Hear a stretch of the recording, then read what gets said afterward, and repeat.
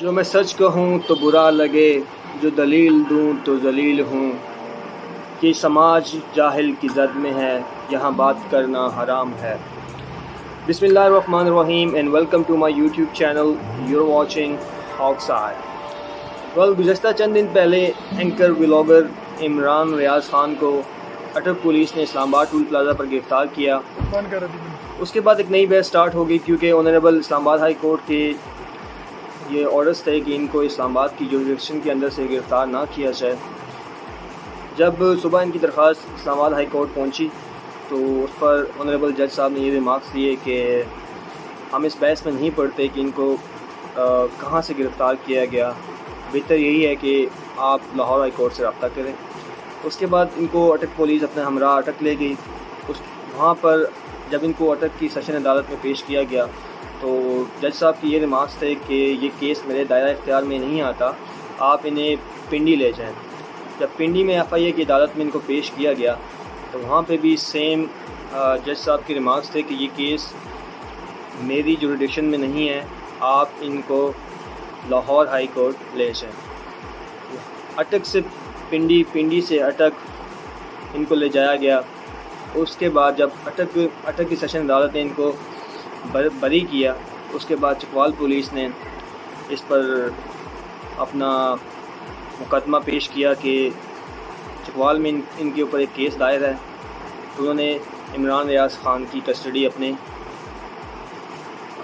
لی اور ان کو وہاں سے اسلام آباد اٹک سے چکوال لے گئے۔ چکوال لے جانے کے بعد ان کا جو مقدمہ تھا وہ چکوال کی صدر تھانے میں ان کو رکھا، ڈڈھال تھانے میں گیا تھا، جس پر ایک نئی بحث سٹارٹ تھی کہ جب مقدمہ صدر تھانے میں ہے تو ڈڈھال کس حیثیت سے ان کو رکھا گیا ہے۔ تو یہ جج صاحب کے ریمارکس تھے۔ جج صاحب جب یہ پوچھا تو وہاں پہ سرکاری وکلا بھی خاموش تھے اور پولیس کے افسران بھی خاموش تھے۔ تو جب 42 گھنٹوں کے بعد ان کو چکوال کی کمپلیکس عدالت میں پیش کیا گیا تو وہاں پہ ان کی جسمانی ریمانڈ کی سرکاری وکلا نے استدعا کی، جو کہ آنریبل جج صاحب نے ریفیوز کی اور ان کو جوڈیشل کر کے پولیس کے حوالے کر دیا گیا۔ وہاں سے پولیس ان کو لے کر لاہور روانہ ہو گئی۔ لاہور جب یہ پہنچتے ہیں تو لاہور کی کل کی پیش رفت ہے، لاہور کی سیشن عدالت نے سیم ایز اٹ از ان کے اوپر ان کو سیشن عدالت نے بری کیا۔ اور اب کی لیٹسٹ اپڈیٹ یہ ہے کہ عمران ریاض خان کو لاہور ہائی کورٹ لے جایا جا رہا ہے، جو کہ بڑی عدالت ہے۔ دیکھتے ہیں کہ وہاں سے اب کیا فیصلہ آتا ہے۔ بطور عوام میرا یہ ماننا ہے کہ اگر آپ کسی صحافی یا کسی بھی انڈیویجول کی رائے سے اختلاف رکھتے ہیں، آپ ان کی طرز صحافت سے ہزار گنا اختلاف رکھ سکتے ہیں۔ آپ ان کو یہ بھی کہہ سکتے ہیں کہ وہ ایک پارٹی کی لائن ٹو کر رہے ہیں، لیکن کبھی بھی کسی کی اظہار رائے کو اس طرح دبایا نہیں جا سکتا۔ عمران ریاض خان نے خود کہا تھا کہ آپ مجھے ہتھکڑی لگا کر کبھی بھی میرا موقف چینج نہیں کر سکتے۔ اگر آپ کے پاس میرے سوالوں کے جواب ہیں تو آئیں بیٹھیں، میرے سوالوں کے جواب دیں۔ لیکن میرا یہ ماننا ہے کہ پاکستان ایک آزاد ریاست ہے، یہاں پہ ہر ایک بندے کو فریڈم آف اسپیچ ہونی چاہیے، لیکن اگر کوئی بندہ ایک قانونی لائن کو کراس کرتا ہے، ریڈ لائن کو کراس کرتا ہے، تو اس کا یہ ہرگز مطلب یہ نہیں ہے کہ ان کو آ کر اٹھا کے لے جایا جائے، بتایا نہ جائے کہاں رکھا گیا ہے۔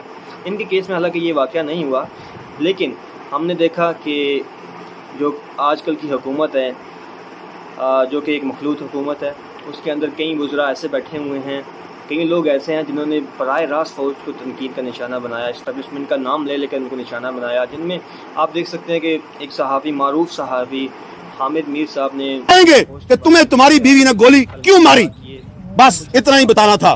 Thank you very much.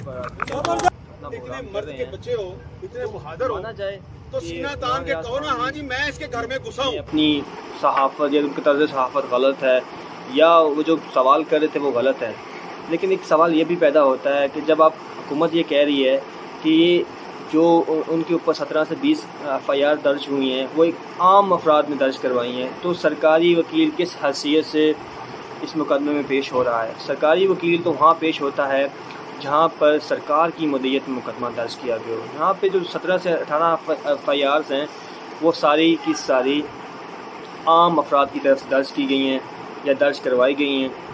تو ہم یہ دیکھتے ہیں کہ یہاں پہ انصاف کا نظام اتنا سست ہے.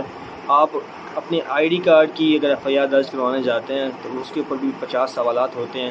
تو میں یہ کہنے پہ حق بجانب ہوں کہ جب آپ نے کسی جو مدعی تھا آپ نے اس سے یہ نہیں پوچھا کہ عمران ریاض خان نے کہاں پہ ریڈ لائن کو کراس کیا, کہاں پہ ایسی بات کی, کس وقت ایسی بات کی, کون سی ویڈیو میں انہوں نے یہ ایسی بات کی, نہیں, کسی کے پاس اس سوال کا جواب نہیں ہے. تو میرا یہ ماننا ہے کہ موجودہ حکومت ہوش کے ناخن لے, کیونکہ آج اگر یہ حکومت میں ہے کل انہوں نے اپوزیشن میں آ جانا ہے. تو میری صحافی برادری سے بھی یہی گزارش ہے کہ بینگ اے صحافی, بینگ اے جرنلسٹ, آپ نے جو رائٹس ہیں ان کو پروٹیکٹ کریں, نہ کہ ابھی فی الحال حکومت کی سائڈ لیں. جب آپ یہ حکومت چینج ہو جائے گی تو پھر آپ دوسری سائڈ پہ آ جائیں گے. اس لیے کسی کے حق رائے آزادی کو اس طرح نہ دبایا جائے. اگر کوئی ریڈ لائن کو کراس کرتا ہے تو اسے پراپر طریقے سے انویسٹیگیٹ کیا جائے. 18 سے 20 FIR ایک ہی, اس کا متن پیٹرن ایک ہی ہے, جیسے کاپی پیسٹ کیا ہوا ہو. تو میرا یہ موقف ہے, میں یہ چاہتا ہوں عمران ریاض خان کو فیئر ٹرائل کا موقع دیا جائے, ان کو گھمایا پھرایا نہ جائے. ابھی تک اس بات کا تعین اٹک سے چکوال, چکوال سے پنڈی, پنڈی سے لاہور, ان کو گھمایا پھرایا جا رہا ہے. صرف یہ سبق سکھانے کی کوشش کی جا رہی ہے کہ کوئی بھی صحافی یا کوئی بھی انڈیویجول اگر ایسا کرے گا تو اس کے ساتھ یہ سلوک کیا جائے گا. تو میرا یہ ماننا ہے کہ حکومت کو ہوش کے ناخن لینے چاہیے, کیونکہ آج اگر یہ حکومت میں ہے تو کل انہوں نے اپوزیشن میں جانا ہے.